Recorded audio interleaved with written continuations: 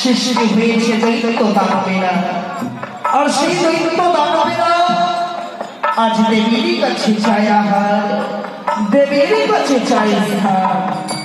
তাই তো আজ সেই গঙ্গা দেবী হিমালয়ের মাঝে মনে আনন্দে শ্বশুরের নৃত্য গুণগান করে, কিন্তু সে এখনো বুঝতে পারেনি যে তার সৃষ্টি সেই দৈত্য দানবেরা।